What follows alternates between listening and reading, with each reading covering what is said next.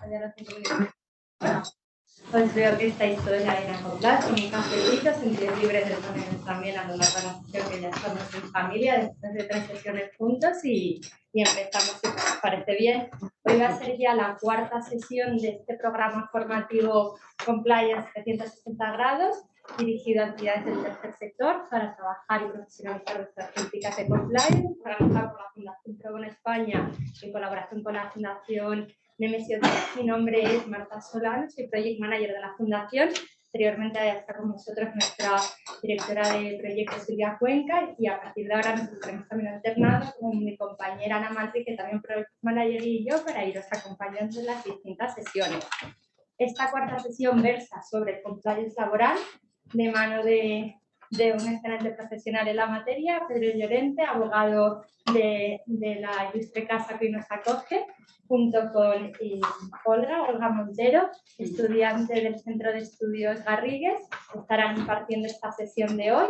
Y antes de pasarle la palabra, 2 cuestiones operativas. En primer lugar, las preguntas, por favor, las dejamos al final. Como acabáis de escuchar, la sesión está siendo grabada, Recording in Progress. La idea es que únicamente se grabe la parte de la ponencia por parte de los profesionales que imparten la sesión y todo el contenido que se imparte, y para preservar la confidencialidad y que podáis hacer vuestras preguntas libremente, como luego subimos las grabaciones a la web, para evitar tener que estar haciendo cortes en medio del vídeo por las distintas interrupciones, si os parece dejamos todas las preguntas y dudas que tengáis al final en ronda de preguntas, así que en cuanto se acabe la sesión, luego pues, se hace ya la ronda de preguntas.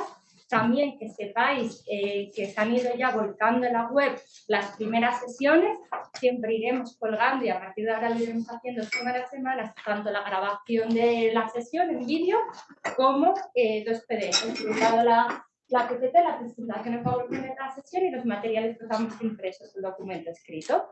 Y la idea es que eso se pueda ir repitiendo ahí estos materiales, tanto para compañeros de vuestra entidad que también quieran consultarlo, como vosotros para que lo podáis revisar cuando queráis, y también para abrirlos luego a otras entidades del tercer sector que no tienen el privilegio de estar acompañando aquí presencialmente sesión a sesión.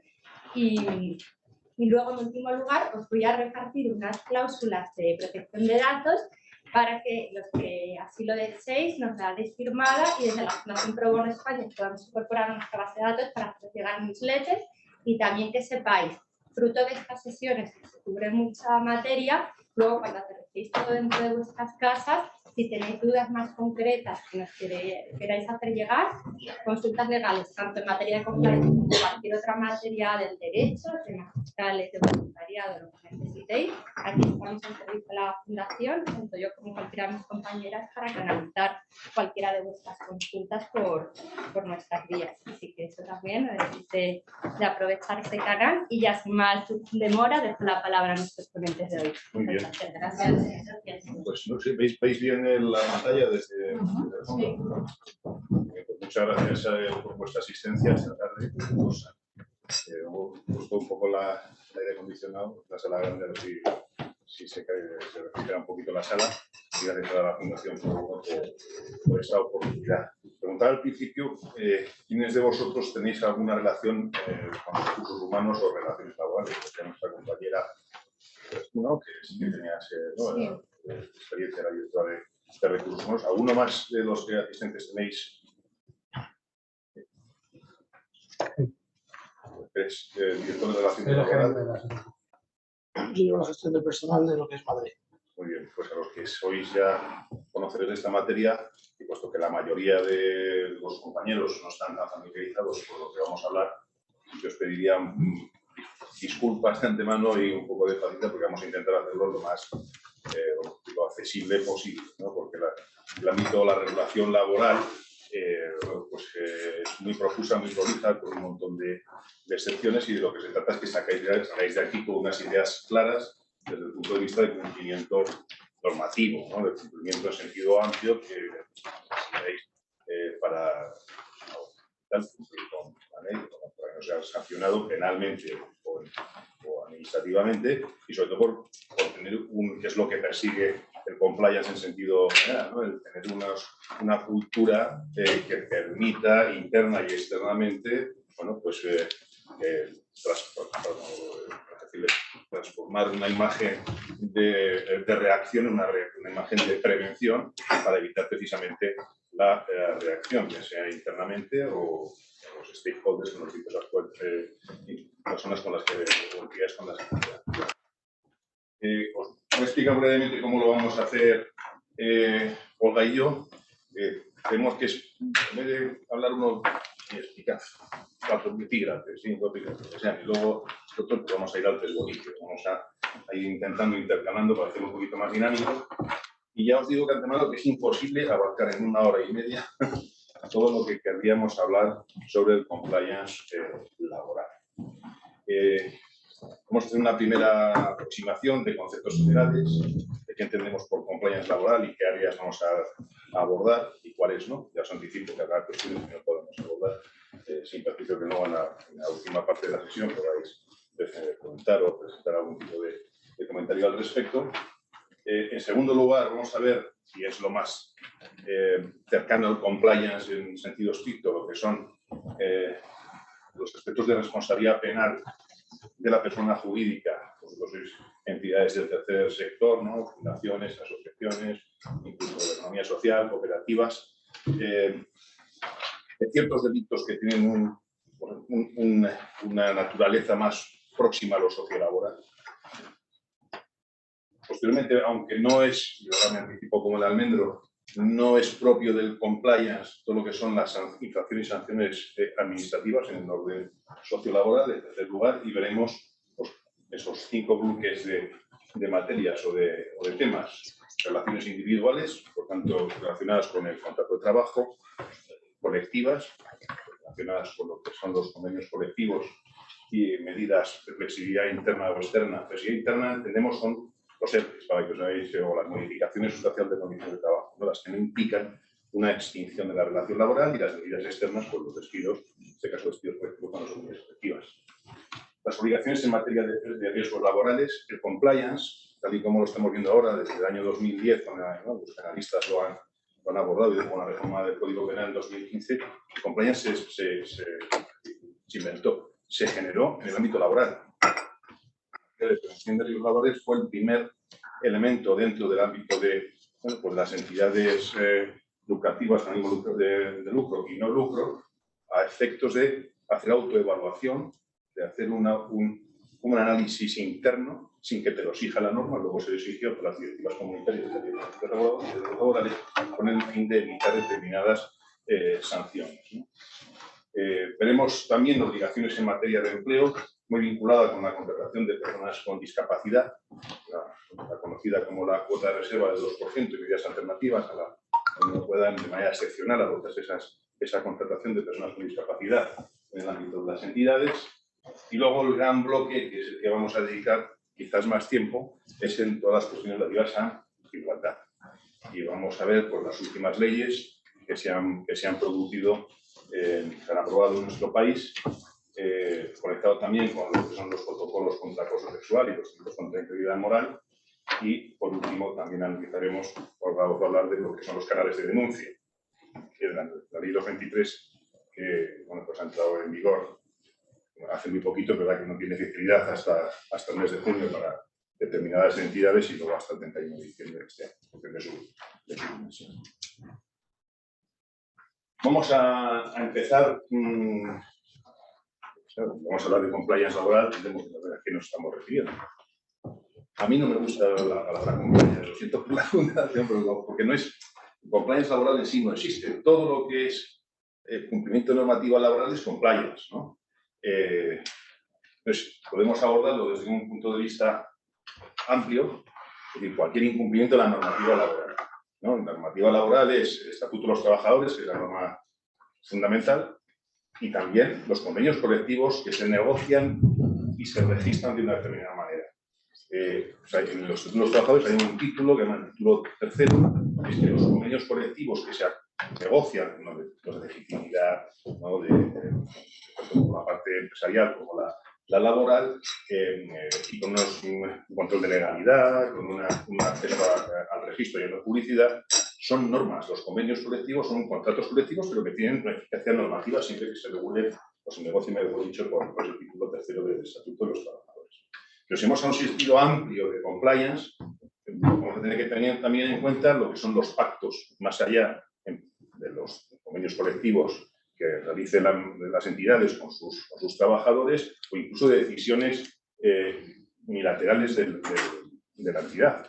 Decisiones que pueden estar formalizadas en una condición que llamamos más beneficiosa, es decir, que por el paso del tiempo de una manera voluntaria pues obligan al empresario, tiene que seguir los requisitos para derogar o desvincularse de esa decisión, o pueden ser simplemente políticas, como pueden ser en materia también de aspectos éticos o de códigos éticos que pueda tener la entidad.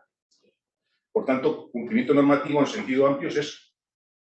Y luego, el compliance, tal y como se conoce, siempre estamos hablando de lo que es la responsabilidad penal de la persona jurídica. Nos tenemos que tener al 31 horas, que yo creo que lo he explicado ya, ¿no? El artículo 31 bis del Código Penal, en el que hay una serie de delitos en los que, en función del lugar, son responsables las personas jurídicas que los vulneren, y en segundo lugar hay medidas de exoneración o atenuación del reproche penal, de la sanción penal, en que adoptan un sistema, un modelo de compliance y una cultura, verdadera cultura de cumplimiento. Bueno, pues tenemos que ceñirnos a ese aspecto concreto, y hay tipos, como digo, penales que entran dentro de ese concepto del 31 bis. Que duda cabe que esa función de cumplimiento tiene que también parte de evitar ese reproche administrativo, o sea, sanción administrativa o penal, también es una cuestión de la propia, como decía al principio, imagen, de la propia buena marca, de las buenas prácticas que realice la empresa. Los primeros que lo van a reconocer son los propios empleados o trabajadores, y también los distintos interlocutores que tengan en el día a día. Esto es un esquema muy sensible. No, es que, claro. ¿Qué áreas vamos a ver o que abordarían ese compliance laboral en sentido amplio? Pues todos los procesos de selección antes de que se formalice la relación laboral. Parece que es de perogrullo, pero lo vamos a ver mucho durante esta sesión. Hay que respetar los derechos fundamentales y libertades públicas que son reconocidas a nivel constitucional. Más allá de que sea un trabajador, es un ciudadano. Lo que pasa es que realiza determinadas actuaciones en el ámbito en el marco de las relaciones laborales. En contratación, nuestro sistema jurídico laboral tiene unas causas, exige unas causas para tener unos contratos, llamamos temporales, de duración determinada, que han sido, hablaremos también ahora, recientemente modificados con la reforma laboral del año 2021.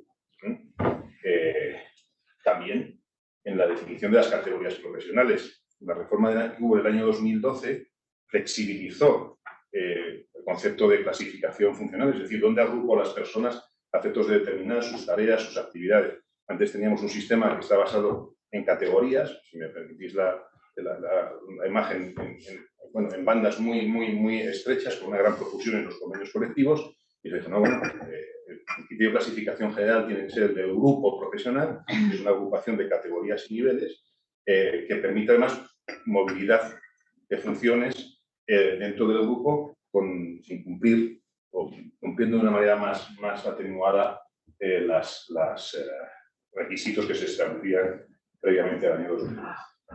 Obviamente, la base de toda relación laboral es el tiempo y el lugar, también la remuneración. Estamos hablando de relaciones cuenta ajena, hay una dependencia ajena, pero que se basa en la retributividad, que es el salario, y en la jornada laboral, y también las obligaciones de seguridad.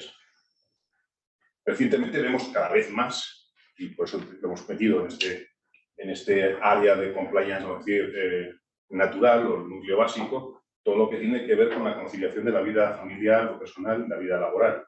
Bueno, hemos visto como prácticamente hace 2 años se ha modificado todo lo que es la adaptación de la jornada, ¿no? La adaptación de la jornada, lo que son las circunstancias personales o familiares de cada empleado.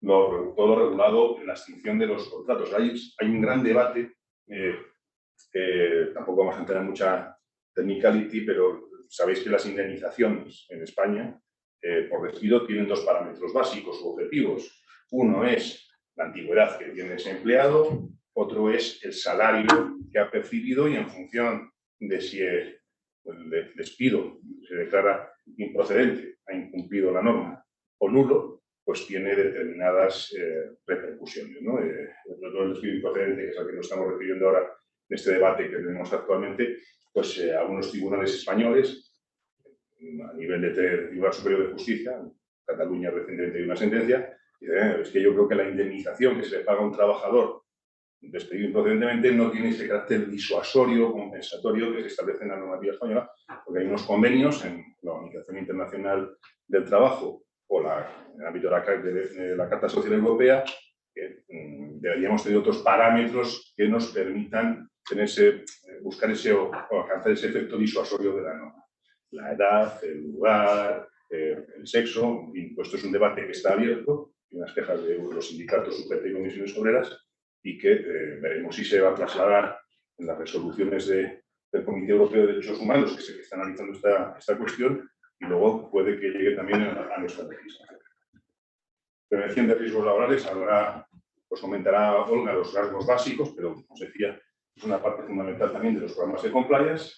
Igualdad, en sentido amplio, vamos a ver cómo las normas recientes están ampliando los conceptos de igualdad. Yo cuando estudié en la carrera, el principio del derecho de igualdad era el artículo 14 de la Constitución y vamos incorporando sobre ese principio básico normas específicas que van desarrollando distintos factores de desigualdad o de discriminación. Y por último, sí que tenemos que tener presente que aquí partimos de una posición, por mucho que seáis entidades no lucrativas, en el que hay una superioridad, poder de control y dirección por parte del empresario con respecto al trabajador, que exige unas garantías y, por tanto, también una interlocución con lo que son sus representantes legales. De empresa, los delegados de persona, con la aplicación de la ley orgánica de libertad sindical, con las secciones sindicales de las entidades que tenemos. Bueno, yo me voy a parar aquí, le paso los trastos, como dirían en el de Taurino, a Olga, y aquí para que... Bueno, si no, también desde aquí para que podáis ver bien las diapositivas. Pues como bien ha dicho Pedro, la responsabilidad penal por incumplimientos en materia sociolaboral se centra principalmente en el artículo 31 bis, que ya os habrán comentado en otras exposiciones. Se centra sobre todo en que las personas jurídicas pueden ser responsables de los delitos que cometan tanto ellos, su empresa, como los trabajadores que trabajen en su empresa. No obstante, también establece que pueden estar exentas de responsabilidad si tienen las medidas adecuadas y preventivas y eficaces para evitar la comisión de estos delitos, ¿vale? Entre estos requisitos podemos ver que los delitos, aunque no está incluido dentro de este abanico de delitos que pueden cometer las empresas, se pueden asignar a las empresas como responsables contra los derechos de los trabajadores, también os voy a hacer referencia a algunos artículos, aunque no seáis especialistas en derecho, porque lo tenemos que nombrar, ¿vale? Tengo que hacer referencia a la modificación del artículo 311 del Código Penal por la Ley Orgánica 14/2022. ¿Por qué? Porque aunque se establece por el artículo 54 del Estatuto de los Trabajadores que en la empresa los trabajadores pueden ser sancionados por la dirección de las empresas por incumplimientos laborales, también las empresas no son responsables penalmente por los delitos de los derechos de los trabajadores. No obstante, se sanciona, han añadido por esta Ley Orgánica 14/2022 un nuevo párrafo por la que se sanciona a las empresas que impongan condiciones ilegales a las personas trabajadoras mediante la contratación bajo fórmulas de falsos autónomos, que lo habréis oído por los riders, y creo que fue hace unos años que hubo sentencia al respecto, Y también a lo mejor están trabajando con un contrato a jornada parcial y no obstante están haciendo horas extraordinarias que no vienen reguladas en ningún sitio.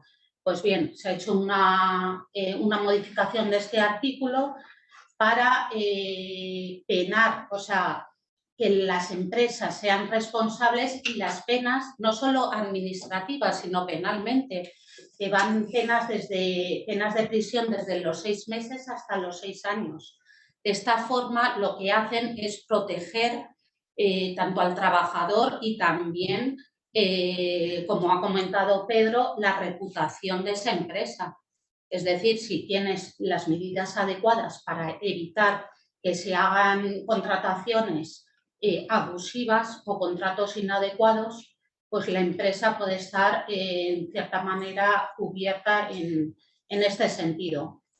El Código Penal también establece qué delitos puede cometer las personas jurídicas en este ámbito. Los delitos pueden ser, tiene establecido desde los delitos contra la intimidad, estafa, alzamiento de bienes, daños, blanqueo de capitales, contra la hacienda pública y seguridad social.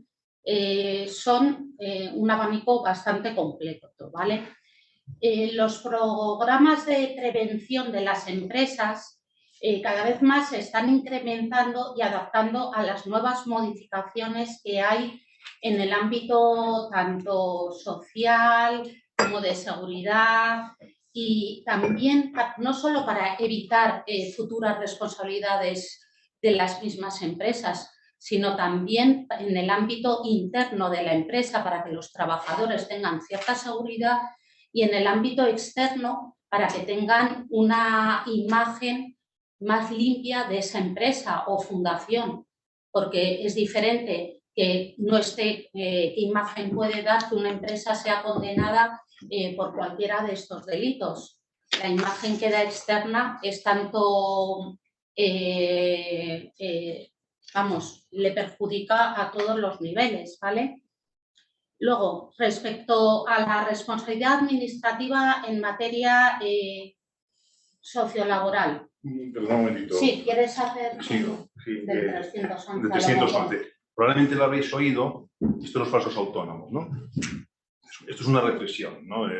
Joder, pues a ver si tengo yo, pensáis a ver si tengo yo contratado a una persona que debería estar contratada por una relación laboral cuenta ajena y la tengo contratada, bueno, me presta un servicio a través de un contrato de prestación de servicios, un contrato mercantil. Oye, a ver si me van a sancionar penalmente y me meten en la cárcel, ¿no? De 6 meses a 6 años. Vamos a ver.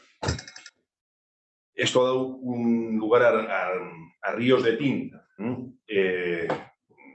Yo creo que difícilmente, tal y como está descrito el tipo, si me permitís, se saque un juez en la jurisdicción penal, sancione penalmente a una empresa cuando tiene falsos autónomos, falsos becarios, falsos voluntarios o falsos cooperativistas. Vamos a entender lo que tienen que ser trabajadores por cuenta ajena y, por tanto, con un contrato laboral.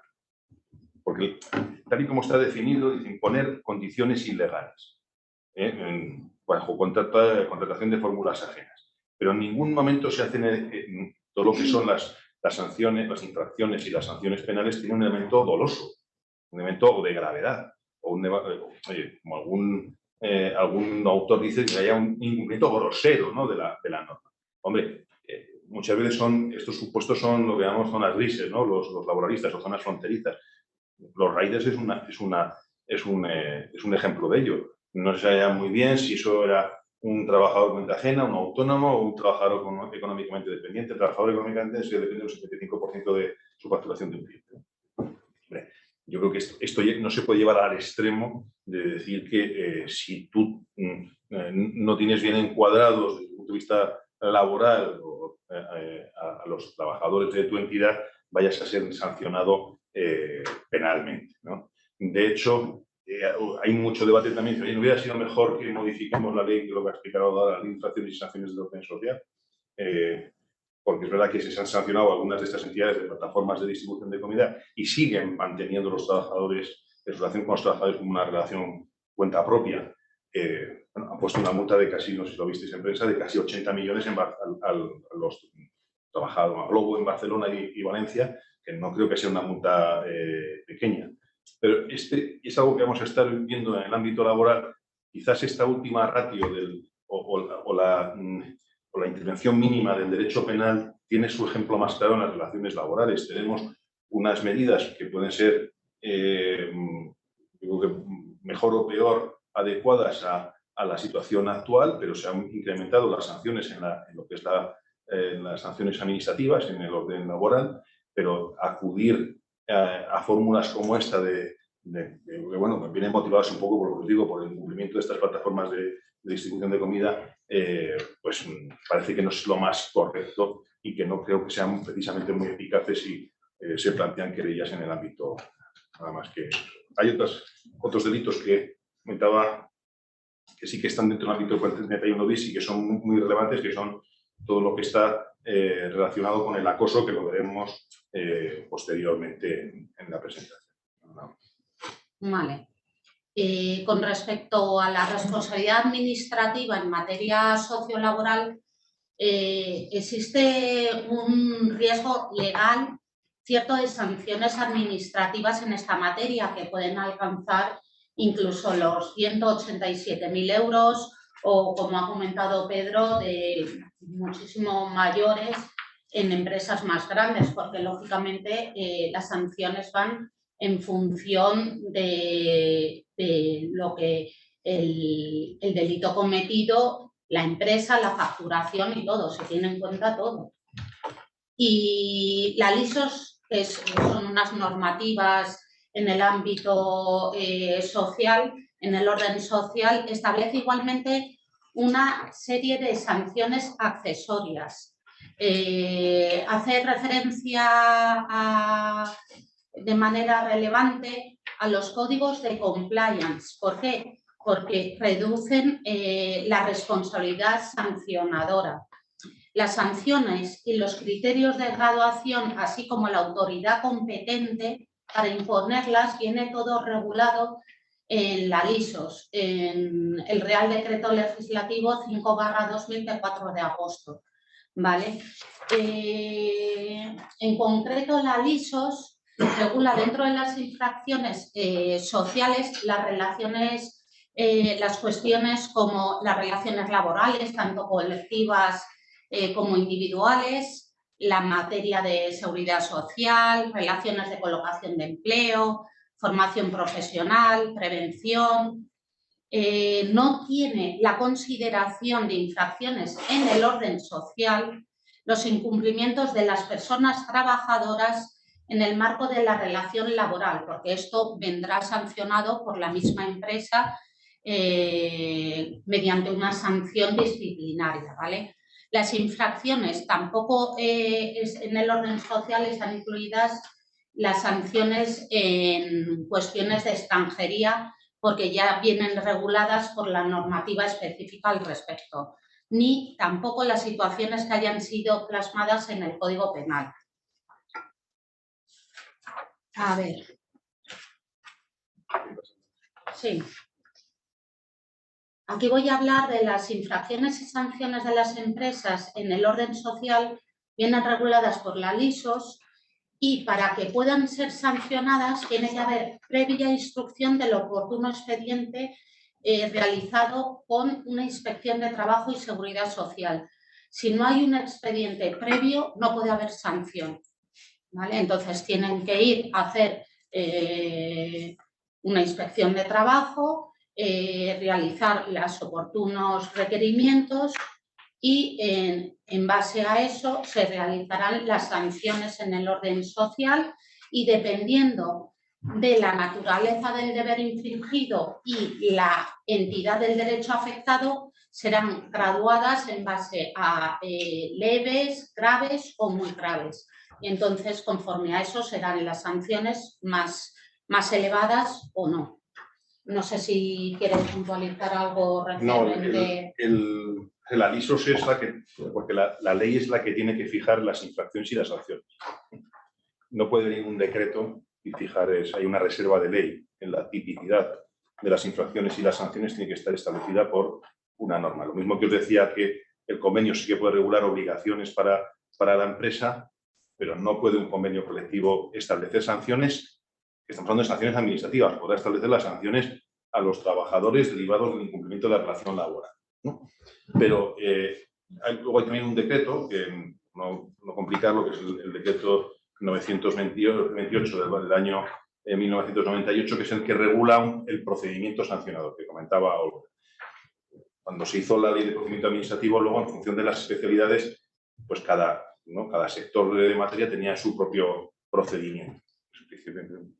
Un procedimiento basado claramente en una incoación de un expediente administrativo, la inspección de trabajo cuando levanta las actas de infracción y una presunción de veracidad son autoridades públicas, los funcionarios del cuerpo de inspectores y subinspectores. Los subinspectores pueden hacer las visitas, pero luego las tienen que visar las actas los inspectores, que son el cuerpo dentro de la clasificación de la administración lo superior. Y luego también es importante que dentro de lo que es la actividad inspectora tengamos un poco el contexto actual. La inspección aprobó un plan estratégico que finaliza este año, en el que pone el énfasis en determinadas conductas que van a ser perseguidas por parte de la inspección de trabajo. Si hacemos un análisis además de la estadística, ¿dónde se centran esas actuaciones? Pues la última estadística es del año 21, que hay que remitirlo a la OIT, a la Organización Internacional del Trabajo. De todas las actas de infracción, el 20% son en materia de relaciones individuales y colectivas, otro 20% es en prevención de riesgos laborales y un 45% es en seguridad social.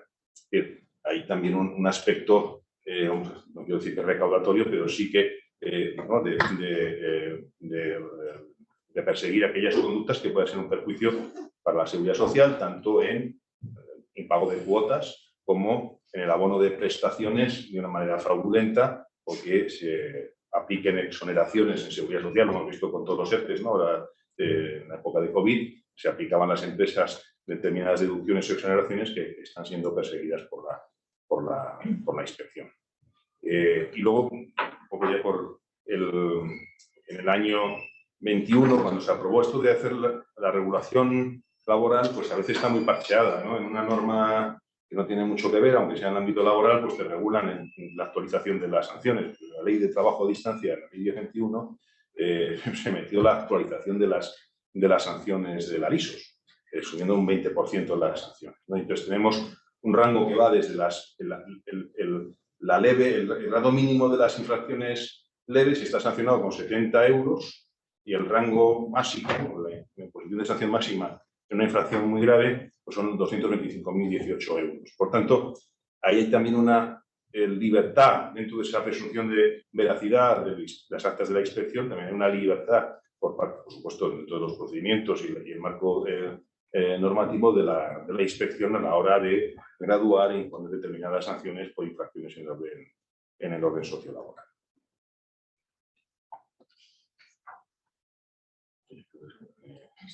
Sí, bueno, a ver, no vamos a ver la LISOS, no la vamos a estudiar entera porque más sería imposible y nos llevaría días, ¿no? Yo aquí, precisamente en función de lo que os comentaba, de las principales o las más recurrentes o prioridades que tiene la inspección a la hora de analizar pues, las posibles infracciones que puedan cometer las entidades, insisto, pueden ser del tercer sector o no. La LISOS no distingue entre si tiene ánimo lucrativo o no la entidad. Pues tenemos un rango grande de estas infracciones leves, que son infracciones puramente documentales, puramente formales o de información, la sanción va desde los 70 euros a los 750 euros. Por tanto, no es una sanción muy contundente, ¿no? Bueno, os he puesto aquí algunos ejemplos, como no informar por escrito sobre los elementos esenciales, no informar, no es no aplicar, no informar al trabajador sobre los elementos esenciales del contrato, en los términos y los plazos establecidos reglamentariamente. Por ejemplo, cuando hay un contrato de más de 4 semanas, pues y no figuren esos datos esenciales en el contrato y no se mencione, pues no se haya informado al trabajador, sí que se le puede sancionar de carácter leve. Igual con la falta del documento justificativo al que se refiere el artículo 15 del Estatuto. Esto es cuando, bueno, para que os hagáis una idea, como os decía antes, los contratos temporales tienen que tener una causa en España. Tienes que tener, hay algunos países como son los anglosajones o en Italia, que son los contratos a llamada, ¿no? Yo te llamo de un día para otro, tú vienes, por los contratos 0 horas. Los fijos discontinuos nuestros se parecen un poquito, pero tienen que tener una causa. Entonces, cuando se cometen en fraude de ley, contratos temporales, que es verdad que ha habido muchos en España, pues son contratos que tendrían que haber sido indefinidos, la ley en el artículo 15 del Estatuto te dice que si son en fraude de ley, esos contratos temporales se convierten en indefinidos. Lo mismo cuando se encadenan contratos durante un periodo de tiempo, durante un periodo de 24 meses, 18 meses encadenando contratos en la empresa o grupo de empresas con los disolución de continuidad, con tus propios trabajadores, con los contratos de TETES, la ley te dice que ese supuesto es un supuesto que tiene que estar sancionado, entre comillas, con la conversión de los contratos temporales en indefinidos. Bueno, pues cuando se convierten en indefinidos, pues tiene que entregar la entidad al trabajador un documento en el que diga, pues tú ya estás indefinido. Pues si no lo hace, se sanciona con este. Y luego en los contratos a tiempo parcial, en los a distancia, en los de duración determinada, en los formativos y en los fijos discontinuos, cuando hay vacantes, también tiene esa obligación de por calendario laboral. El calendario laboral se regula en el Estatuto de los Trabajadores y dice que tiene que estar debidamente expuesto, ¿no? Pues si no lo hace, es una infracción leve. He metido esta slide porque tuvimos la reforma del 21 a finales del año pasado, que tuvo dos partes, tocó poco de la reforma del 2012, pero sobre todo la modificó en los aspectos de contratación temporal. Entonces, cuando se utilizan contratos temporales de manera indebida o contratos fijos discontinuos de manera indebida o contratos informativos también, bueno, los formativos son indefinidos en cierto modo, pero los contratos fijos discontinuos también, la ley te establece, sobre todo en los contratos temporales, una sanción específica, más allá de la conversión de esos contratos en indefinidos, que es una sanción por cada trabajador que está mal encuadrado como temporal, que debería ser un indefinido, 10.000 euros por cada trabajador. Esto tiene un efecto disuasorio tremendo. Las entidades han empezado, a esto también, no sé si lo sabéis, la inspección empezó a mandar cartas diciendo, mire, usted tenemos un algoritmo, una herramienta de lucha contra el fraude, dice, hemos cruzado los datos con Seguridad Social, con la agencia tributaria, y usted tiene, en función de su sector, no sé, me invento, 20 trabajadores que tenían que estar, que son temporales, que tenían que ser indefinidos, de una manera muy, vamos a decir, amable, dice, transfórmelos usted en indefinidos porque si no va a tener que ir a una inspección y lo haremos de una manera ya coactiva, ¿no? Bueno, si no transforma, va a una inspección y levanta acta de infracción, pues cascan 10.000 euros por cada trabajador. Eso ha tenido, pues digo, son cartas masivas que se han enviado, tiene un efecto también de transformación voluntaria y luego la propia coactiva por la actuación de la inspección, ¿no? Otra infracción que se ha producido, otra modificación que se ha producido en el ámbito de la reforma laboral del 21 es que cuando tú estás en un ERTE, una suspensión de contratos o reducción de jornada por causas de fuerza mayor o causas económicas, técnicas, organizativas o de producción, no puedes contratar. La ley prohíbe que contrates a trabajadores, porque está suspendida. Precisamente esa medida de flexibilidad se adopta para salir de una situación coyuntural que perjudica a la empresa. Contratar trabajadores para, en cierto modo, sustituir a los que tienen suspendidos o reducido su jornada, pues también está sancionado con esa sanción de 10.000 euros. Y luego, como muy grave, que la sanción de muy grave puede ir, como os comentaba anteriormente, pues de los 7.501 euros a los 225.018 euros, o sea que aquí te pueden meter una sanción importante cuando la entidad no siga los procedimientos que están regulados en el estatuto a efectos de despidos, por ejemplo, colectivos o incluso ERTES, porque tienen un periodo de consultas. Aquí no se puede, oye, te suspendo, te despido. No. Tienen unos procedimientos establecidos con la representación legal de los trabajadores, que luego lo podrá decidir el empresario con o sin acuerdo, pero que hay que seguir los cauces que te establece la ley, ¿no? Bueno, en estos casos pues se establece esas sanciones que son ciertamente altas. Hay mecanismos también de flexibilidad que nos han tocado las sanciones cuando son las modificaciones sustanciales de condiciones de trabajo. Los que sois laboralistas lo conocéis bien. Se regula el artículo 41 del estatuto, eso no se ha tocado, pero también se exige un procedimiento. Tú, cuando te quieres modificar unas causas también productivas o organizativas, el sueldo o la jornada a los trabajadores, bien reduciéndolo normalmente o ampliándole la jornada, el sueldo o ampliando la jornada, tienes que seguir también un procedimiento, cuando son medidas colectivas, respecto a un umbral de trabajadores, que si no lo cumples, pues también sería una infracción en ese caso grave, porque se entiende que, hombre, que modificar unas condiciones no es lo mismo que despedir a una persona, por tanto el reproche tiene que ser menor cuando no cumples los procedimientos, ¿no? Bueno, las dos notas básicas que decía al principio, que son el salario y la jornada, pues hombre, si no pagas los salarios, es lógico también que tenga mayor reproche que si lo abonas de manera incompleta o no total. También obligaciones formales, como son la falta de recibos por parte de los trabajadores de los salarios, y también el tiempo de trabajo. Pues sabéis que el estatuto te establece unos límites máximos y mínimos, ¿no? Límites de descanso, de tiempo de trabajo, de descansos diarios, entre semana o anuales, festivos, y por tanto, cuando se incumplen esos límites, también tiene su sanción administrativa. Bueno, y aquí quería llegar al final, porque luego vamos a hablar mucho de derechos fundamentales, ¿no? Y la propia Visos también te establece un régimen de sanciones cuando las actitudes de la entidad vulneren derechos fundamentales, como pueden ser la dignidad de los trabajadores. Estamos hablando de supuestos de acoso. El acoso, para que os hagáis una idea, porque muchas veces el acoso laboral. El acoso laboral, tenemos primero, vamos a hacer un poco por jerarquizarlo, ¿no? El acoso sexual, en el que ya hay una componente, ¿no?, sexual, como su propio nombre indica, independientemente que sea en el ámbito de las relaciones laborales o no. El acoso por razón de sexo, en función de que eres de ser mujer, y el acoso moral o mobbing, que es el que conocemos ya como, estoy simplificando, ¿no?, los conceptos, pero es el acoso que se da, bueno, pues desde el punto de vista desde el punto de vista laboral, sin tener estas notas de componente sexual.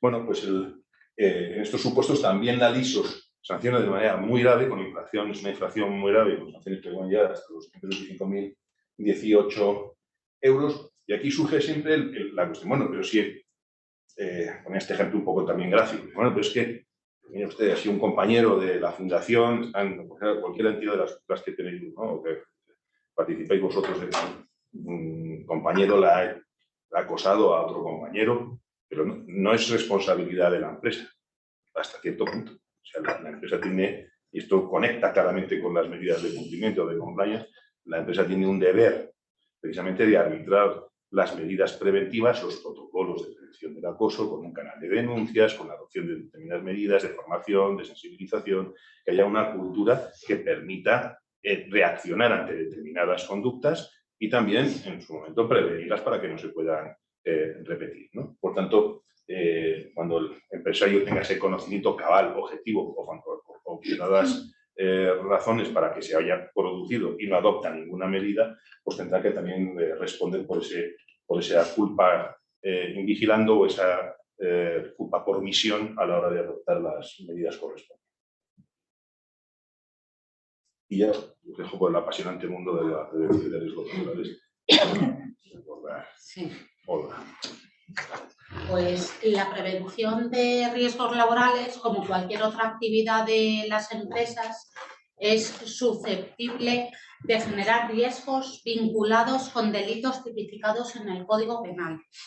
De hecho, los delitos que se podrían imputar directamente al Departamento de Prevención de Riesgos Laborales son los relacionados con los derechos de los trabajadores regulados en los artículos, bueno, os lo digo simplemente para que lo sepáis, del 311 al 318 del Código Penal, entre los que se incluirían los delitos relativos a la seguridad y salud en el trabajo. ¿Cuáles son las principales causas que podemos observar en las diferentes sentencias que se pueden ver condenatorias a empresas? Pues que no se dispone de una evaluación de riesgos específica. Cada actividad tendrá la suya específica dependiendo de la actividad que desarrolle, el número de empleados, todas las características de la empresa. También que no se facilitan las medidas de seguridad y higiene adecuadas, falta de control y supervisión e inspección, falta de formación de los empleados, de los responsables, información o facilitación de material adecuado, falta de coordinación de actividades empresariales.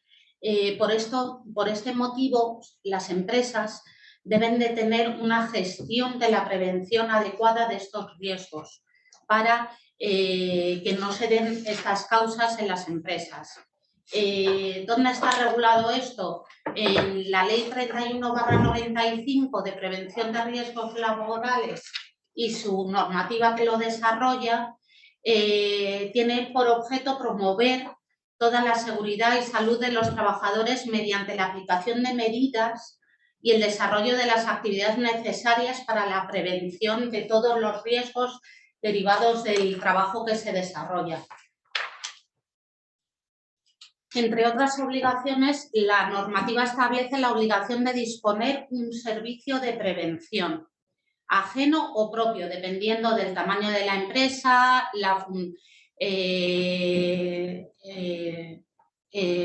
se puede tener dentro de la empresa o contratar a una empresa externa.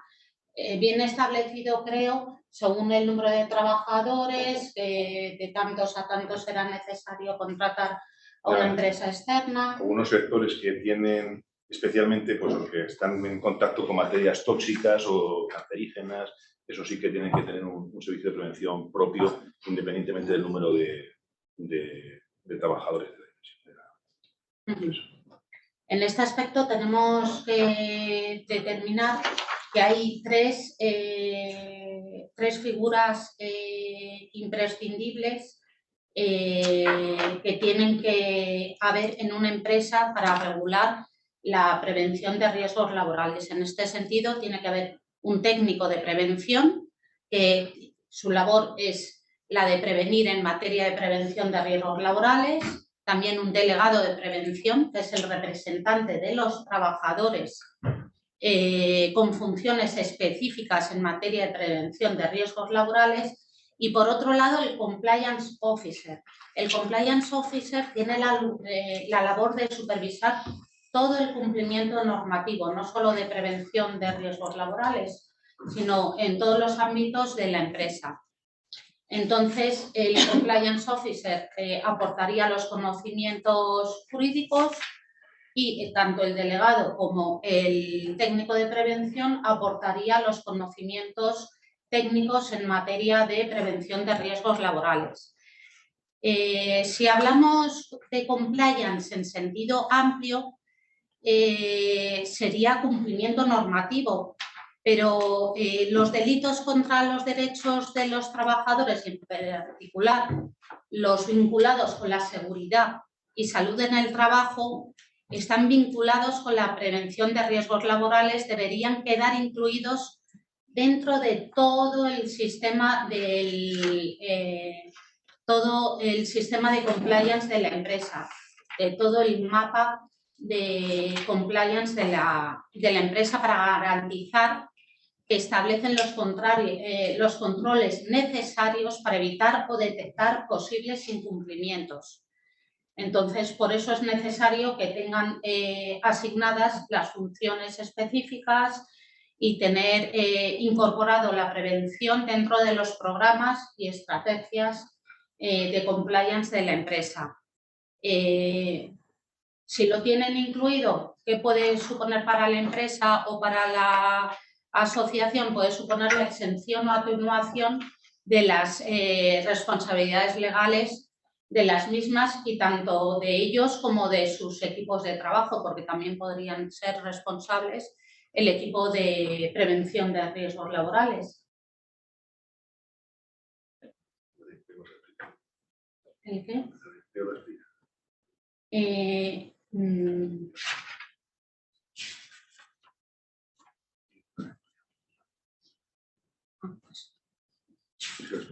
No lo he explicado. No me viene explicado mucho. Bueno, os comento ahora a continuación dos grupos más, ¿no? Se ha aprobado una ley hace poco que es la ley de empleo. Es la ley, no es la 2000, no es la ley 2003 y la ley 4/2003, perdón, no es la ley 223, es la ley. La ley de empleo regula sobre todo aspectos de las políticas públicas de empleabilidad, ¿no? Desde el punto de vista de la intermediación, de la formación, de todo lo que es la integración de los trabajadores. Por eso tiene una parte administrativa, por decirlo así, importante. El SEPE, el Servicio Público de Empleo Estatal, en virtud de esta ley, pues se transforma en la Agencia Española para el Empleo. Tiene ahí por tanto, un componente de todo lo que es el PAPE, ¿no? El Programa Anual de Políticas de Empleo. Aquí las comunidades autónomas tienen mucha participación y todo, sobre todo lo que viene a regularse la distribución o los criterios de distribución de fondos públicos a efectos de las políticas activas de empleo, que en nuestro país pues, son bastante amplios, ¿no?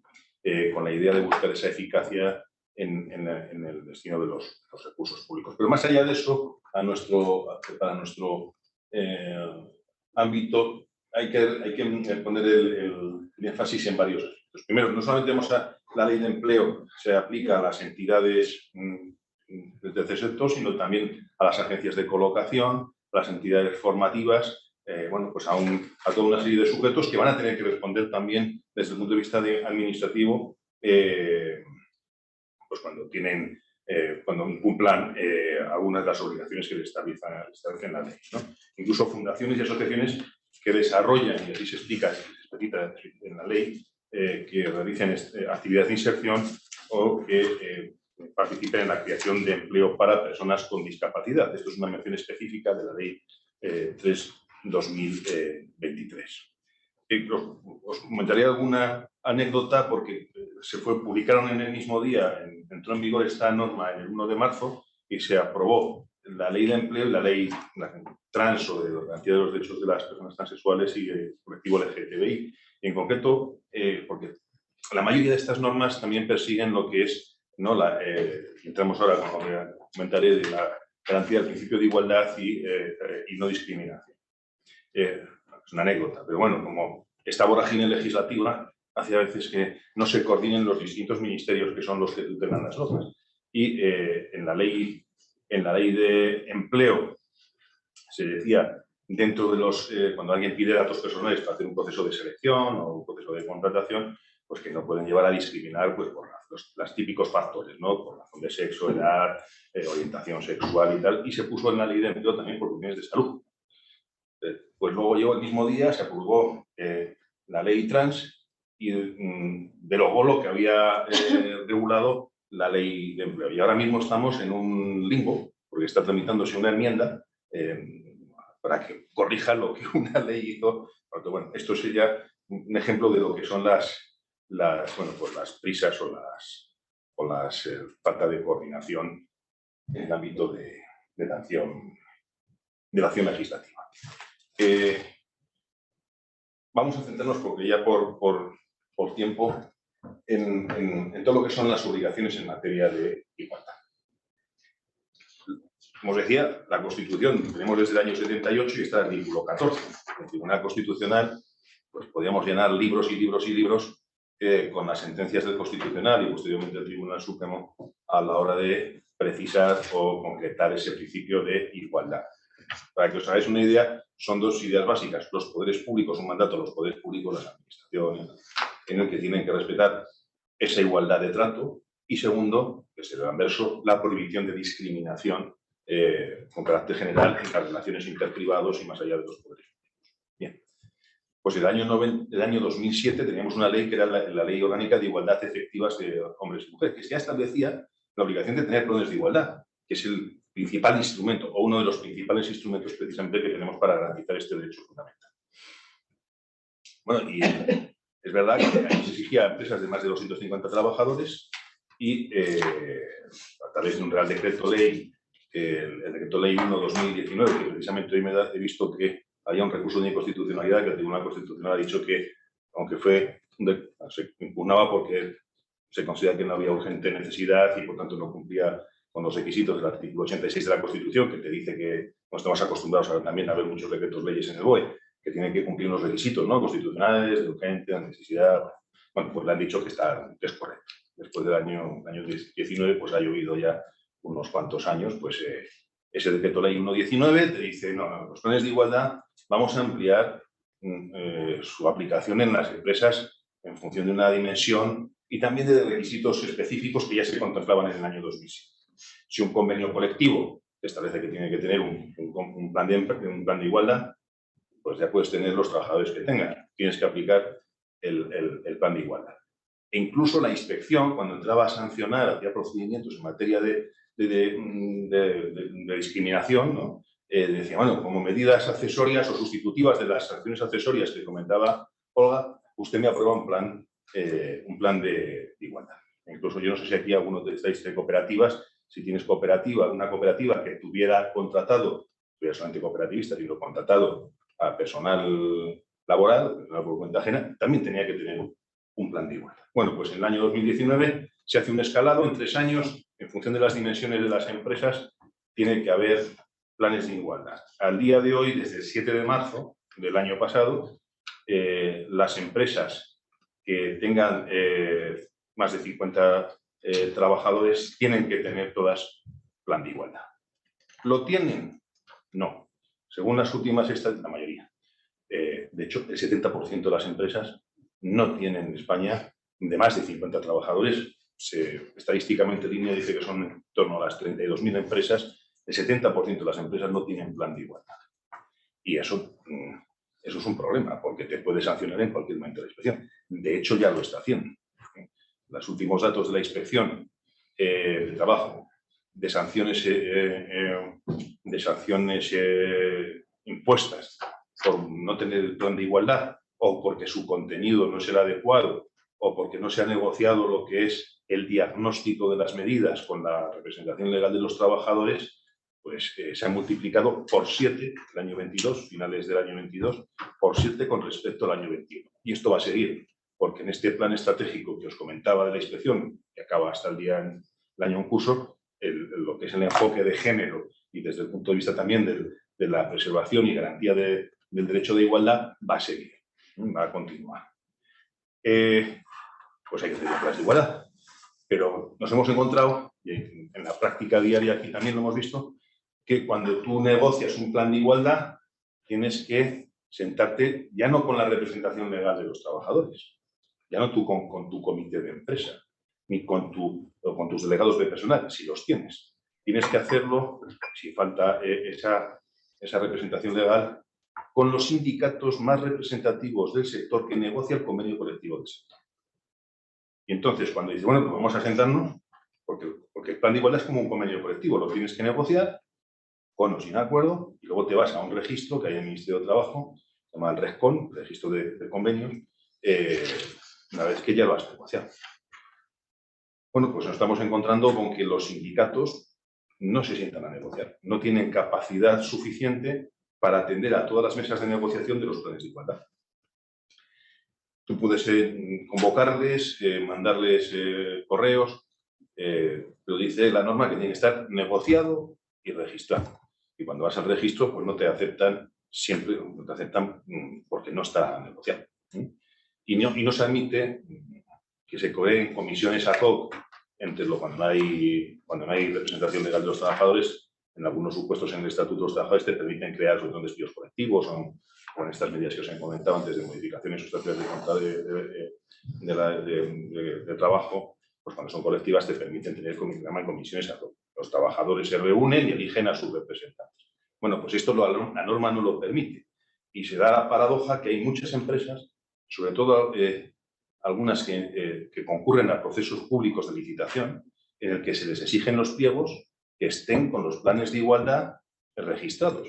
Y estamos en ese loop ahí, de esa pescadilla que se muerde la cola y que no acabamos de romper, aunque hay dos sentencias del Tribunal Superior de Justicia de Madrid y el Tribunal Superior de Justicia de Andalucía, que parece que pueden desatascar esto, pero tampoco está muy claro. Otro de los instrumentos que tenemos es el registro retributivo. Se aprobaron dos decretos, uno el 901-2020, que es el que regula los planes de igualdad, con este decreto ley del año 19, y luego el decreto 902. Este decreto 902 del año 20 establece unas obligaciones, ya no por dimensión de la empresa. Cualquier empresa o entidad tiene que tener un registro retributivo. ¿Qué tiene que tener el registro retributivo?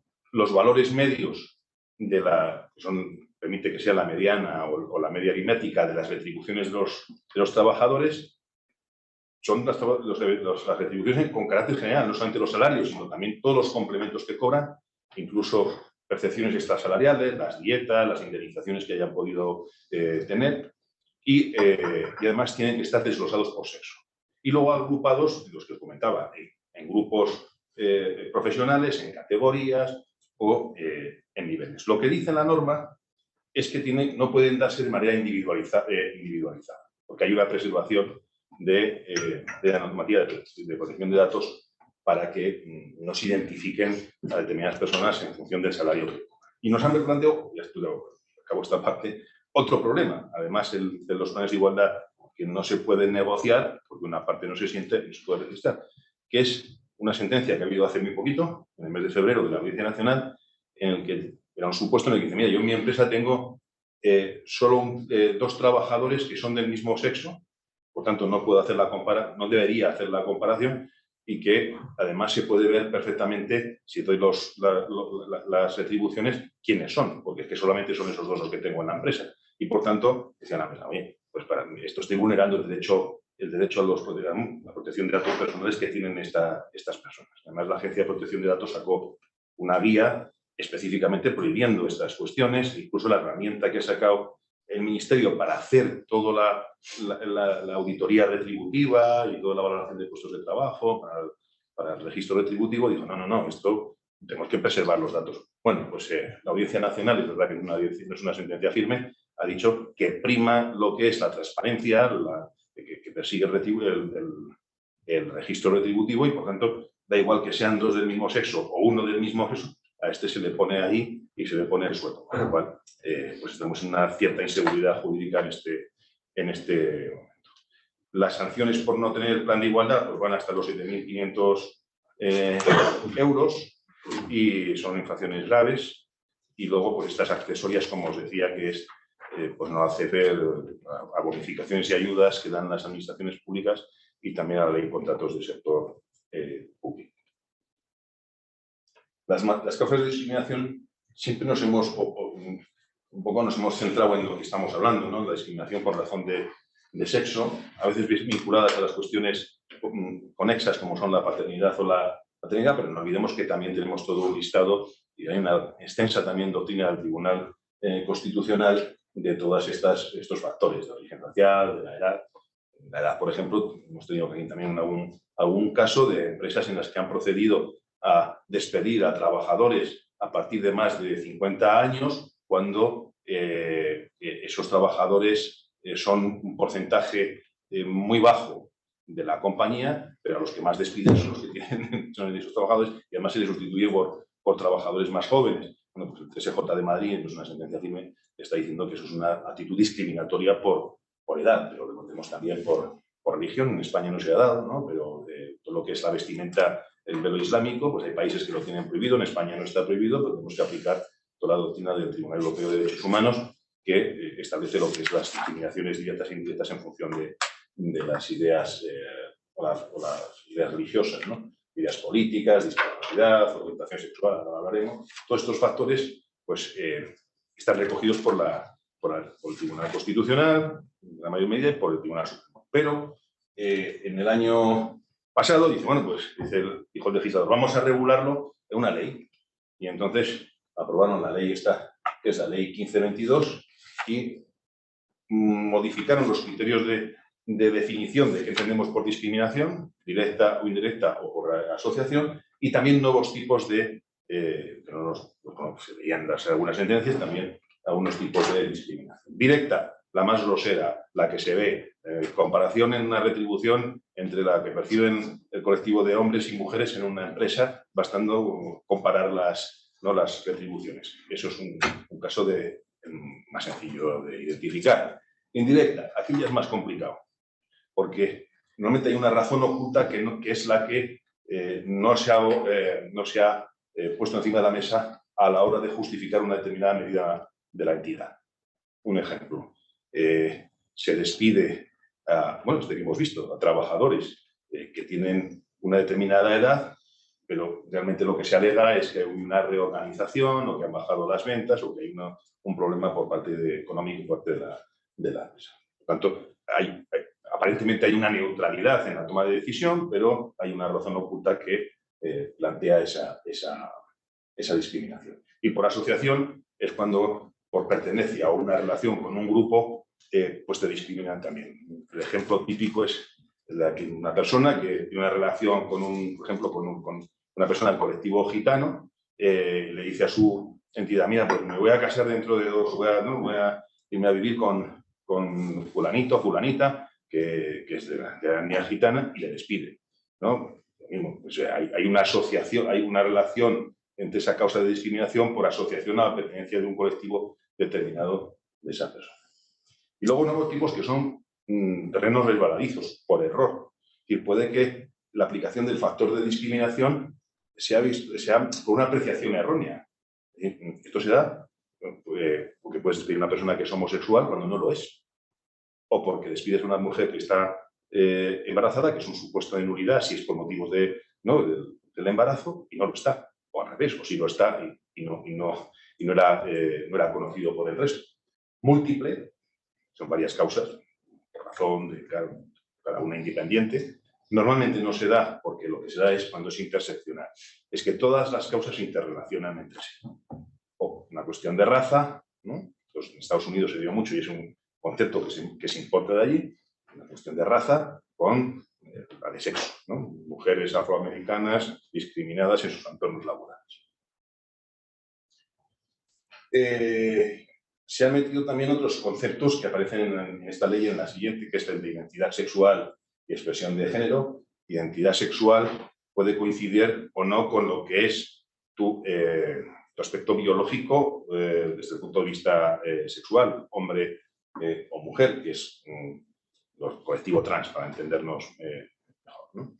Y luego la expresión de género. Esto también se da, os pongo ejemplos muy sencillos, porque las definiciones son ciertamente a veces complejas. Pues una mujer que se quiere vestir de hombre un día y de mujer. Esto se ha planteado recientemente en el Tribunal Constitucional. Una ingeniera aeronáutica que trabaja por una empresa belga que tenía aquí una sede en España y que iba un día con falda, era una trabajadora trans, iba con falda un día y otro día iba con pantalones. Le dijeron que la empresa dijo, usted tiene que vestirse de otra manera, y a los 2 meses, está en un periodo de prueba además, le despidieron o finalizaron el periodo de prueba para ser más correctos, y tanto el Juzgado Social como el TSJ de Madrid como el Tribunal Supremo no emitió que hubiera un supuesto una sentencia de contradicción para ir a un recurso de unificación de doctrina, fue al Tribunal Constitucional y no le dio la razón a esta persona, pero sí que abordó todos estos conceptos que conocemos de expresión de género, de identidad sexual, también de identidad de género, ¿no? El supuesto nuevo que está dando más dolor de cabeza también, os traigo un poco lo que es también las cuestiones que están candentes, ¿no? es cuando hay una discriminación por salud. Sabéis que os he comentado ahora cómo la ley está de empleo y la ley trans, pues no me metieron como elemento no a la hora de hacer los procesos de selección como un factor discriminatorio. Bueno, pues aquí la salud se ha incorporado porque hasta ahora, cuando alguien despedía durante un periodo de una incapacidad, se consideraba que era discriminatorio y por tanto nulo cuando era de una larga duración. Lo asimilaban las bajas de larga duración a un problema de salud. Esto es una sentencia del Tribunal de Justicia de la Unión Europea del año 2016, pero ella se ha regulado de la manera que veis. Entonces, por un lado, una parte de la identidad sexual es enfermedad o condición de salud. Sí, pero esa enfermedad, que es un factor de discriminación, ¿tiene que ser grave o no tiene que ser grave? La ley no dice absolutamente nada. Tiene que ser prolongada, porque antes si era prolongada lo asimilaban a una discapacidad, como os acabo de comentar, y por tanto la sanción era la nulidad. ¿Qué es una condición de salud? No lo define la norma. ¿Estado serológico? Sí. El estado serológico es el ejemplo del COVID, ¿no? Que tienes un virus que te despiden porque estés con ese virus o esa bacteria. Y luego una predisposición, el siguiente supuesto una predisposición genética a sufrir patologías y trastornos. Bueno, ¿qué supone todo esto?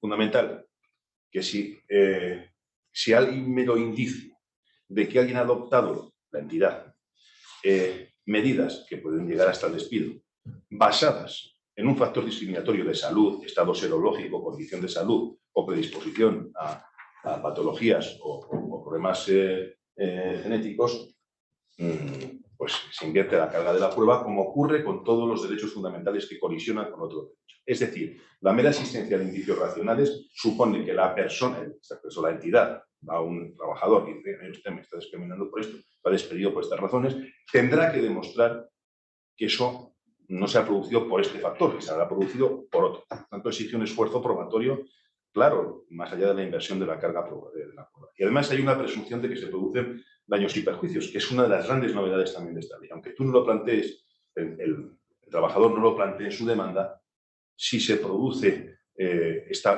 indicio racional de discriminación por estos factores de salud, fundamentalmente, pues hay una indemnización de daños y perjuicios en función de, bueno, pues daño realmente realizado. Muchas veces se utiliza el parámetro precisamente del ARISOS para verificar cuál es el daño que se ha producido. Y luego la sanción administrativa que te cae sí o sí, sí, siempre que la inspección lo realice. Por tanto, medidas para evitar todo esto, planes de igualdad, registro, los procedimientos de prevención de acoso sexual, el canal de denuncias y luego pues acciones y formaciones, ¿no?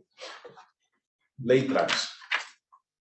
Mandatos a las autoridades, a las administraciones públicas. Aquí solamente a colectivos que son de más de 50 trabajadores se les exige que tengan protocolos antiacosos. Cuando dicen medidas y recursos, están hablando de los procedimientos o protocolos antiacoso para este colectivo y también planes de igualdad. ¿Qué problemas vemos aquí? Que en muchos estas medidas tienen un plazo transitorio de 12 meses hasta que se había entrado en vigor hace poco, en marzo, pues en abril, perdón. Tienen 12 meses para adoptar las entidades estas medidas, pero tendrán que adaptar los protocolos que ya tengan de acoso y el plan de igualdad.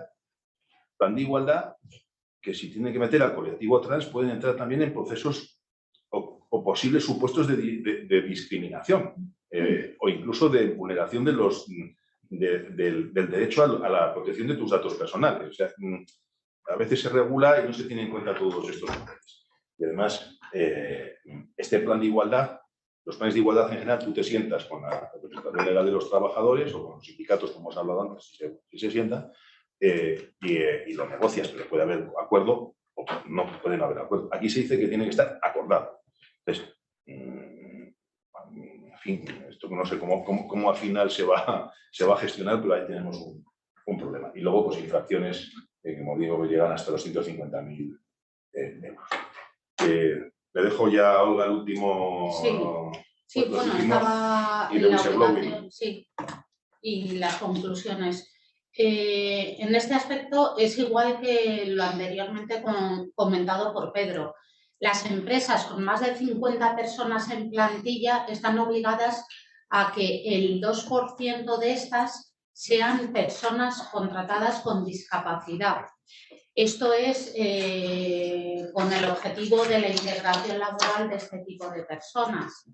No obstante, hay un decreto, el 86/2015, que se establece medidas excepcionales que permiten a la empresa, en determinados supuestos, el no contratar el 2% de personas con discapacidad.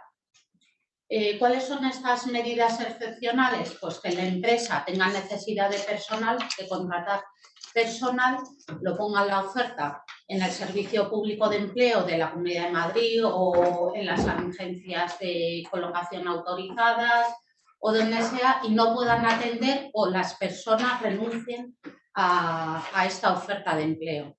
Otro supuesto sería que empresas que acrediten la existencia de razones organizativas, productivas, técnicas o económicas que dificultan seriamente el poder contratar a una persona con discapacidad para ese puesto determinado.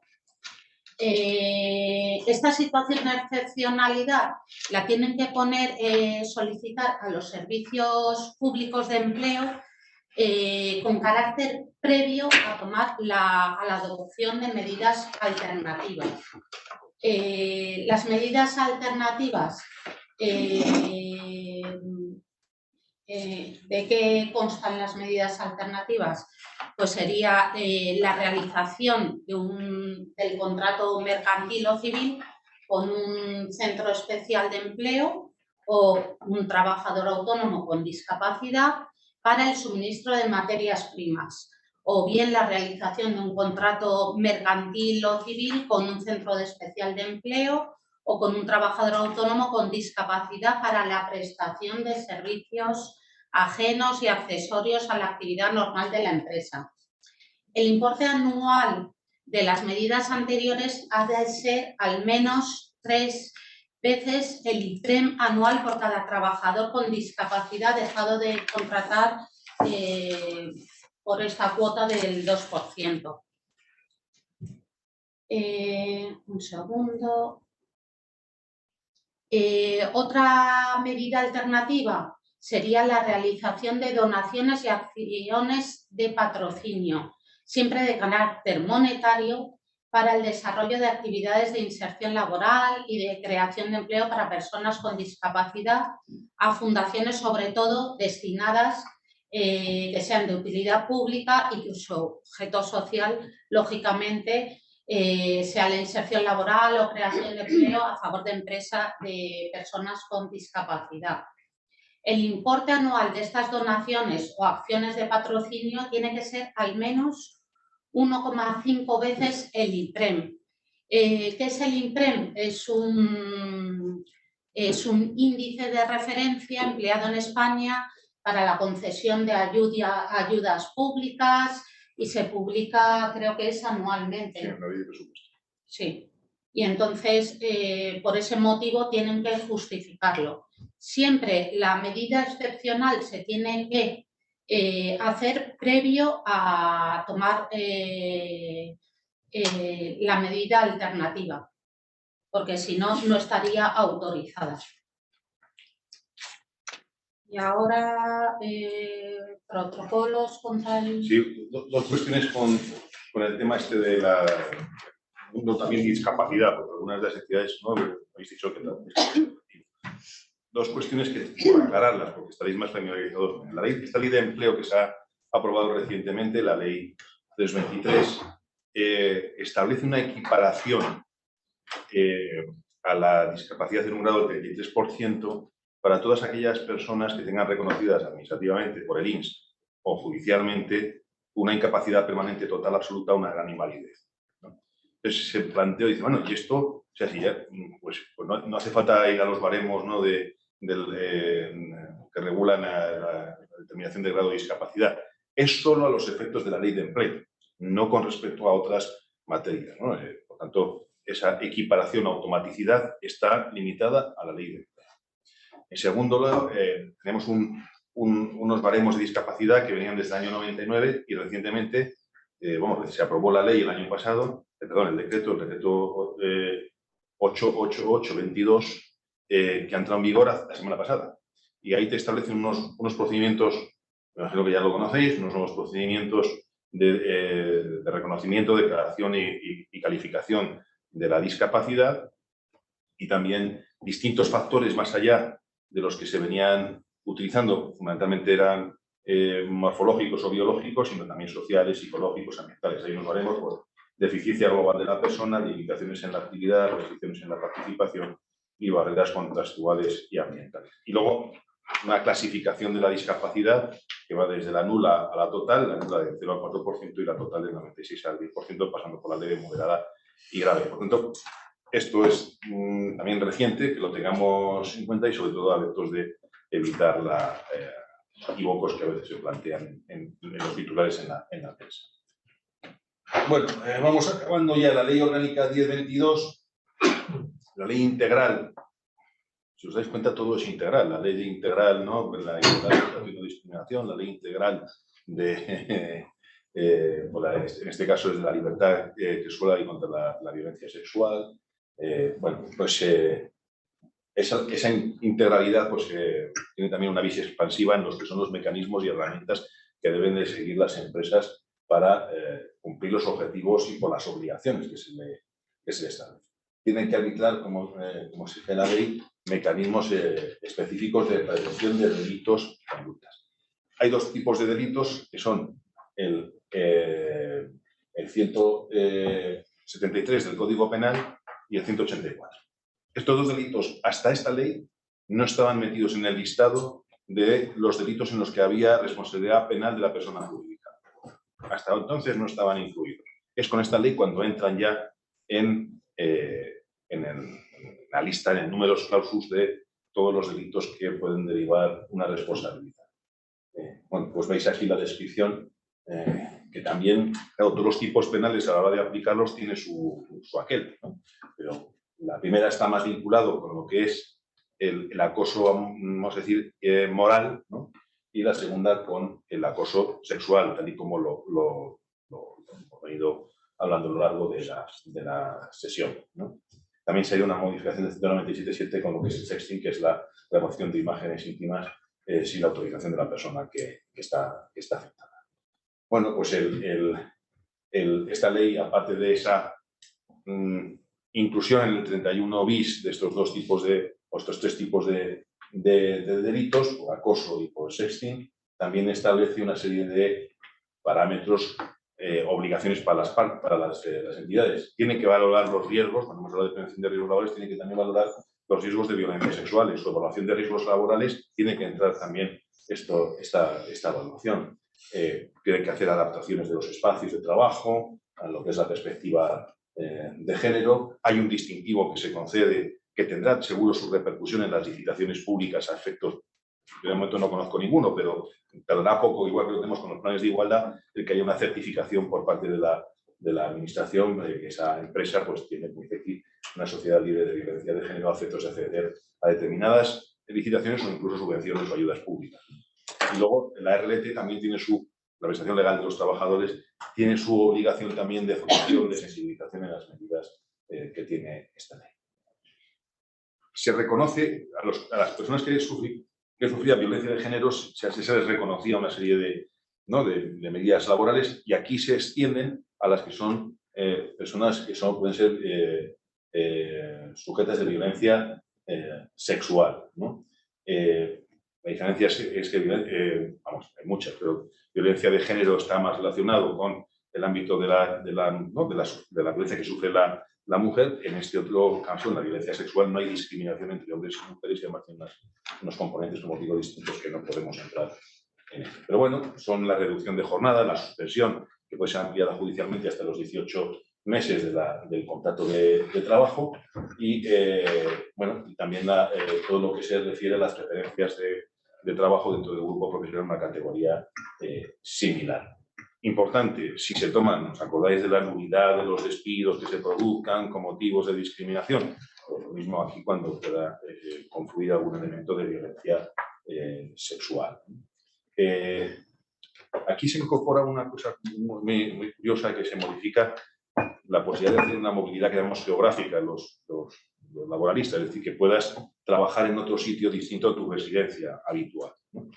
Y en la norma estableció una modificación pues, del artículo 40 del Estatuto, otorgando un nuevo derecho a las personas que sufrieron una violencia sexual, en el que daba la opción de moverse a otra ciudad donde no estuviera la persona que haya infringido esa violencia, y le daba la posibilidad de estar 6 meses en ese destino, pudiendo optar, pasados los 6 meses, aunque puede llegar hasta 12 meses, a quedarse en esa ciudad o en esa localidad, a volver a tu localidad y puesto de origen, o a resolver indemnizadamente tu contrato. Es decir, consideraba que pues, si no querías las dos opciones, que el trabajador pudiera rescindir el contrato por indemnización de 20 días por año trabajado, con un límite de 12 mensualidades, ¿no?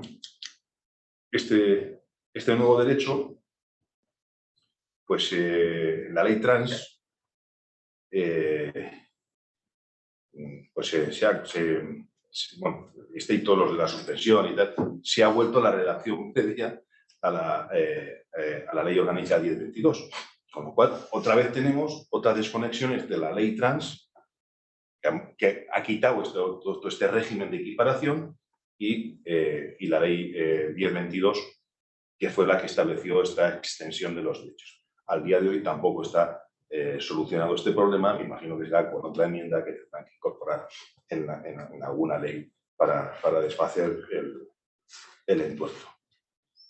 Y ya creo que pasamos al tema de las canales de denuncia. Sí, la directiva de whistleblowing es reciente, de hecho es de febrero del 23, aunque entró en vigor el pasado 13 de marzo. ¿Y qué protege? Pues fundamentalmente las informaciones y comunicaciones realizadas sobre infracciones que han tenido lugar en el seno de la actividad laboral. ¿Y a quién protege? Pues a los informantes. La finalidad de la norma es reforzar la cultura de cumplimiento de las entidades tanto públicas como privadas, y para proteger a las personas que dentro del contexto laboral o profesional detecten infracciones administrativas o penales graves o muy graves y que lo comuniquen. ¿Qué empresas tienen un sistema interno de información? Pues las empresas de 50 o más trabajadores. Las principales novedades de esta normativa, que es la transposición de una directiva europea, es fundamentalmente proteger la confidencialidad del informante, las garantías frente a la adopción de represalias al informante, y también la tramitación efectiva de las comunicaciones, que se proteja toda la investigación de cómo ha tenido lugar, todo. Y en caso de que el informante solicite mantener una reunión presencial con la empresa, que en menos de 7 días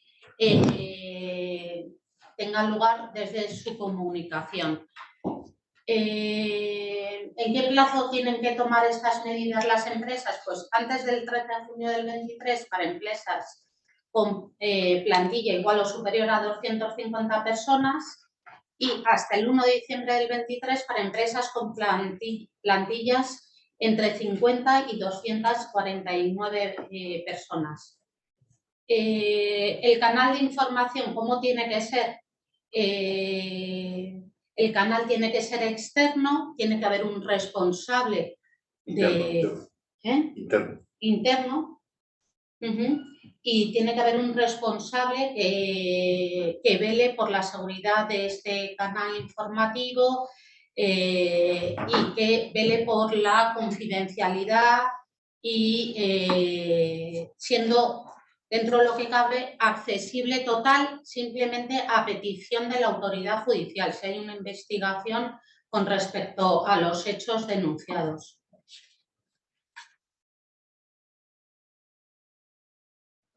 ¿Quién es el responsable de que se implemente este sistema en cualquier empresa?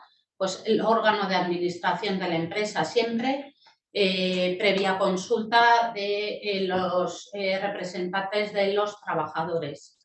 Esto es lo que he comentado, qué requisitos debe tener este sistema, que sea asequible, accesible, confidencialidad, designación de un responsable, que sea por escrito, verbal, que se facilite el acceso a este canal de denuncias en todo lo posible para que el denunciante pueda hacerlo fácilmente, siempre respetando la confidencialidad del mismo.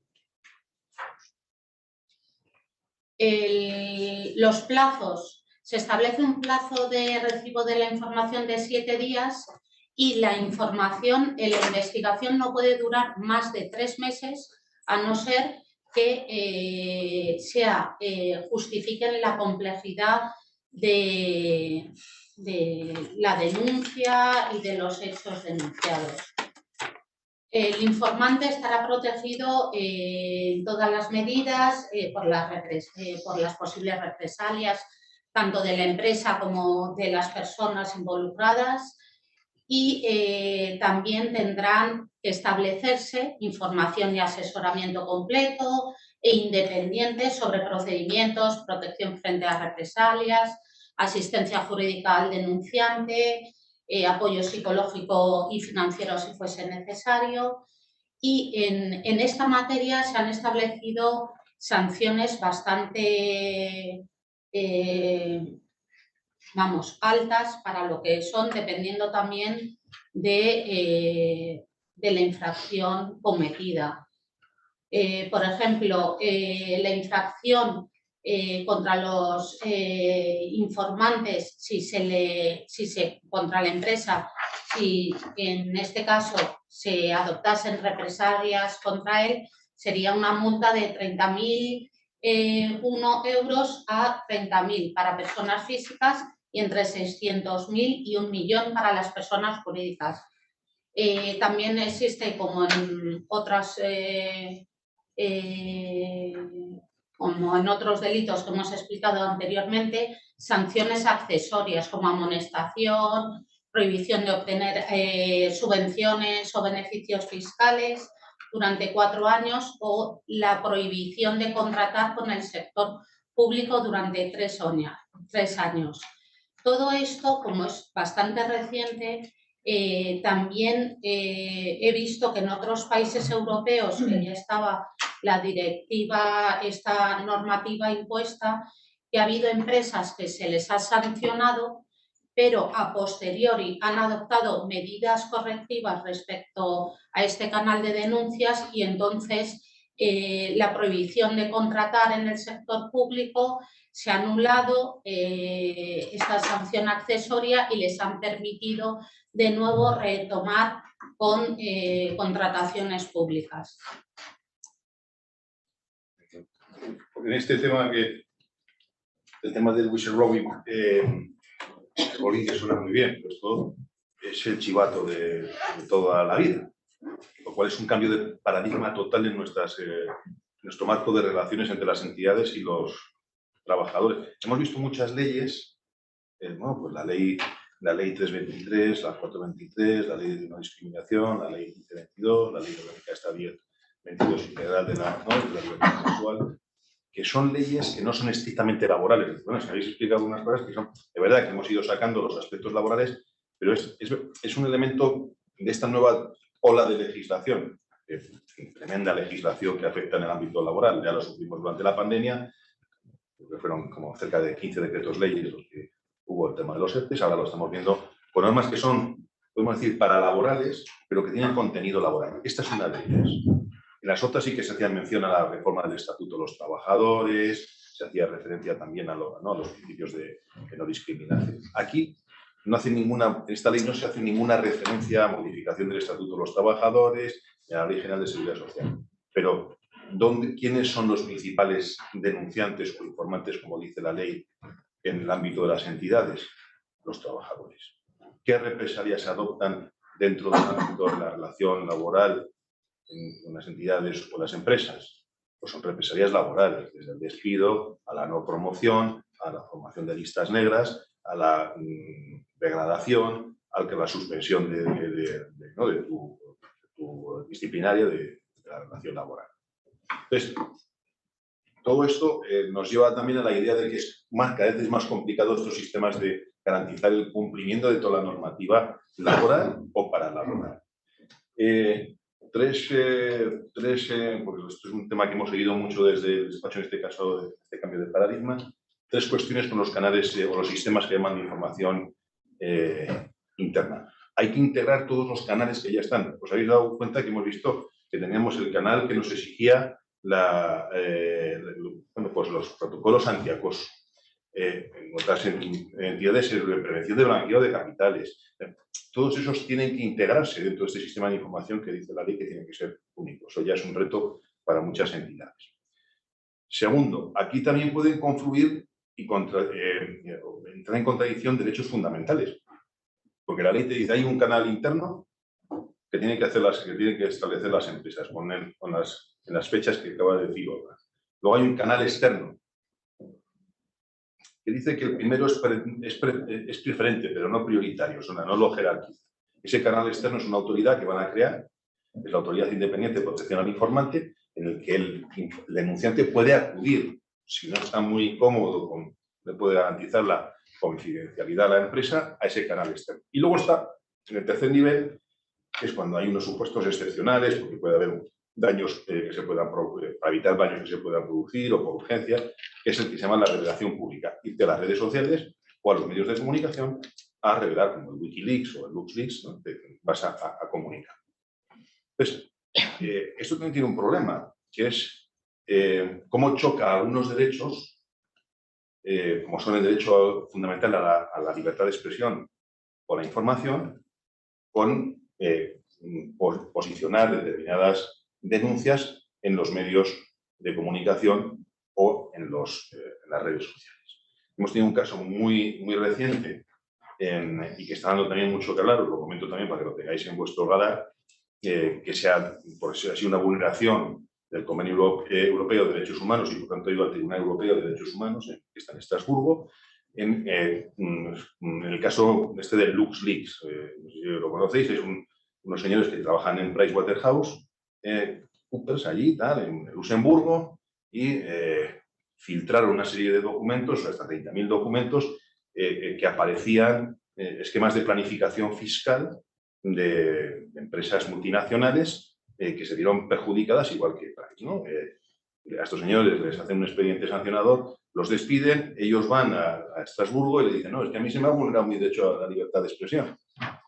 Porque yo he revelado una serie de datos que favorecían la persecución de las conductas que supuestamente eran ilegales. Bueno, pues todo lo que habían hecho en Price estaba bien. O sea, esos esquemas de planificación fiscal no eran ilegales. Entonces, el Tribunal Europeo de Derechos Humanos te dice, no, puede comunicarse conductas que sean ilegales, porque vulneran la ley, pueden comunicarse conductas que sean reprobables, porque vulneran los códigos éticos o los códigos de conductas o las políticas internas de las empresas, y pueden comunicarse, como es este caso, medidas o acciones que toman las empresas que sean perfectamente legales, pero que generen un debate de tal manera que puedan, en un posible hipotético supuesto, modificaciones de la normativa, en este caso la normativa fiscal. Entonces, claro, aquí se está planteando el debate que si también para comunicar acciones o medidas que adoptan las empresas que son legales, que no son reprochables éticamente, pero que pueden generar un debate público por interés general, puedan comunicarse también a través de estos medios de revelación externa. Por tanto, ojo también con estas cuestiones, porque aquí tenemos unos derechos fundamentales que también tienen sus límites y que seguramente esta doctrina que claro, la aplica, los tribunales españoles la tienen que aplicar en el caso concreto que se produzca en España, pero estamos viendo también esa expansión, ¿no?, de lo que es bueno, pues la protección del denunciante hasta extremos que creo que nos parecen muy, o a priori no muy razonables, como es el de este caso.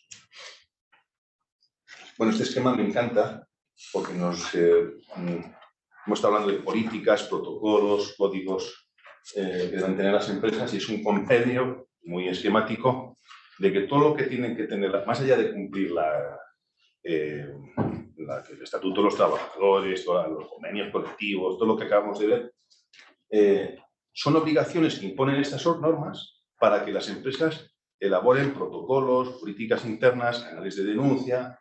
Bueno, pues tenemos ya la ley del 2007 para las empresas que tenían más de 50 trabajadores, tenían que tener su plan de igualdad. Además, se tenía que tener la intervención de la RLT y con la NEO. Perdón, esto estaba actualizado al día de hoy, ¿no? Eran 250 trabajadores. Al día de hoy, ya, con los regímenes transitorios agotados, desde el mes de abril del año pasado, para empresas de más de 50 trabajadores, tiene que tener este plan de igualdad, que tiene que intervenir la representación legal de los trabajadores, el comité de empresa, los delegados de personal, o los sindicatos, si no existen, como os decía, en ese supuesto, para negociar. El protocolo de prevención del acoso, que ya estaba regulado también en esa ley del 2007, a todas las empresas, independientemente de su dimensión, que también tiene que estar negociado con la RLT. El de la violencia sexual, el de la Ley Orgánica 10/2022, que acabamos de comentar. Y además un canal de denuncia específico que tendrá que integrarse en este sistema de información interna que hemos comentado de la Ley 223, que es el siguiente recuadro que tiene. En la directiva. Sí, es la directiva que hemos tardado 2 años en transponerla. Bueno, pero la ley es de la Ley 223, es ahora tanto en vigor en marzo, y como decía Olga, el 13 de junio pues ya se aplica a las empresas de más de 50 trabajadores. La igualdad de trato exige también, la Ley 15/22, la obligación de tener medidas y adaptar protocolos y medidas para prevenir. La Ley de Prevención de Riesgos Laborales. Las políticas de usos de medios digitales y desconexión digital. Tenemos una ley orgánica, la Ley Orgánica 3/18, que te establece medidas para la utilización de los medios electrónicos o telemáticos que pone la empresa a disposición del trabajador para desarrollar su trabajo, e incluso tiene que recoger unos criterios de utilización, incluso si se garantiza un ámbito de intimidad mínimo para que el trabajador pueda utilizarlo a efectos personales. El registro de jornada, que tanto quebraderos de cabeza dio en su día, pues también es una obligación que exige la consulta de la representación legal de los trabajadores, y también durante el trabajo y el trabajo a distancia. Y además hay códigos de conducta que potestativamente, que voluntariamente, o en convenios colectivos, exige que haya una intervención de la RLT para determinadas políticas. En resumen, la compliance laboral tiene muchas ventajas, sin duda alguna, pero vemos que hay un auténtico mare magnum de normas, criterios, requisitos, protocolos, integración de canales, que más allá del cumplimiento estricto de la ley exige la adopción de las medidas, que es lo que habla Total Compliance, de medidas preventivas para evitar infracciones penales y también administrativas. Yo me quedaría sobre todo con los 2 últimos epígrafes, ¿no? Es lo que hemos todo lo demás lo hemos estado viendo, que es que esta adopción de unos mecanismos, una metodología, una cultura de cumplimiento laboral dentro de la empresa, sin duda va a favorecer el clima interno de la misma. Si todo el mundo cumple y se verifica y se hace un seguimiento de toda esta metodología, o muchas de estas metodologías están certificadas. Eso no quiere decir que te exoneren de tu responsabilidad penal o administrativa. Pues conocéis las famosas ISOs o las UNES, ¿no? La ISO 37301 de Compliance Global, o la ISO 45001, que es la de prevención de riesgos laborales. Ya están negociando una ISO, pues trabajan una ISO en el ámbito de compliance laboral. Todavía no he visto son estándares que pueden adoptarse voluntariamente por las empresas, algunos de ellos certificados como la 37.301, pero eso no te exonera de por sí ante la inspección de trabajo o ante un juez el que hayas cumplido la norma. Sí que va a ayudar, bueno, pues hay un tercero, pero eso no es patente para que haya esa sanción. Y luego, lo que hemos comentado también en algunos extremos de la sesión, ¿no? Estamos hablando de sanciones penales administrativas, pero a veces el daño reputacional, y esto lo habréis oído en muchas de las sesiones, puede ser tan más en entidades como las vuestras, ¿no? Entidades que no tienen un ánimo lucrativo, en el que se persiguen pues unos principios de solidaridad, unos principios yo creo que son asunto de la sociedad que vivimos y que tenemos que seguir todos. Pues, hombre, si cometes este tipo de infracciones, pero en cierto modo consigues que se desvirtúe por todo aquello por lo que te motiva, cuál es el fin que justifica en gran medida toda la actuación de vuestras entidades. Y yo creo que hemos acabado. Ya.